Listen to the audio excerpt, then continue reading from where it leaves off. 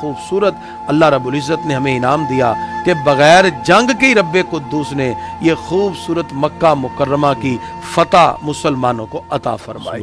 3 اطراف سے لشکر داخل ہوا، صرف حضرت خالد بن ولید رضی اللہ تعالیٰ عنہ جہاں سے داخل ہوئے وہاں سے اکرم بن ابی جہل اپنے لوگوں کے ساتھ آیا اور حملہ ہوا، جس کے نتیجے میں 28 اور بعد نے اس کے علاوہ 48 تک کا قول کیا ہے کہ کفار کو جہنم واصل کیا، اور حضرت خالد بن ولید رضی اللہ تعالیٰ عنہ نے پھر اپنی تلوار نکالی۔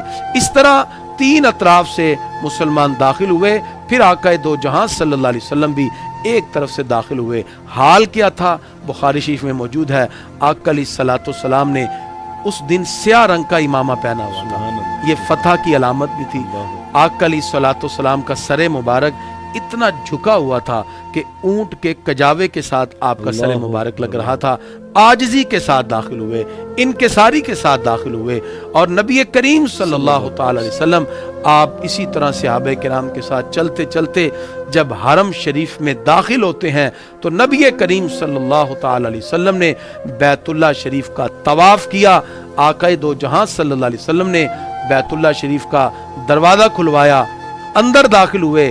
آقا علیہ السلام نے جو نقشے اندر بنے تھے، جو کبوتریوں کی تصویریں تھیں اور فال پکڑے ہوئے نعوذ باللہ حضرت اسماعیل علیہ السلام اور ابراہیم علیہ السلام کے تصویریں اور مجسمے تیار کیے تھے، آقا علیہ السلام نے ان کو مٹایا، اور آقا دو جہاں صلی اللہ تعالی وسلم بیت اللہ شریف کے اندر اللہ رب العزت کا شکر ادا کرنے کے لیے نفل ادا فرماتے ہیں۔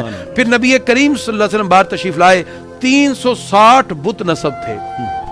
آقا علیہ السلام بلند آواز سے کہتے ہیں جاء الحق وزہق الباطل ان الباطل کان زہوقا، حق آ گیا، باطل مٹ گیا، بے شک باطل مٹ جانے والا ہے۔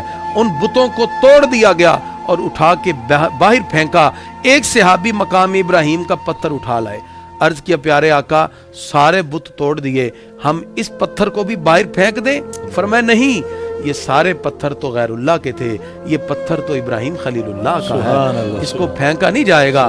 اب یہاں سے پتہ چلا کہ جو چیزیں نسبتوں والی ہیں، جو لوگ اللہ کے پیارے لوگوں کو بھی بتوں سے تعبیر کر رہے ہیں، ان کو اس مقام پر سوچنا چاہیے کہ جو تو بت تھے ان کو تو اٹھا کے باہر پھینک دیا، اور جس پتھر کی نسبت جناب خلیل اللہ علیہ السلام سے ہوئی اس کو پھینکا نہیں۔ اب رائے شروع ہو گئی، کسی نے کہا پیارے آقا اس کو اندر لگا دیں، کسی نے کہا باہر لگا دیں۔ فاروق اعظم آگے بڑھے، عرض کیا پیارے آقا دل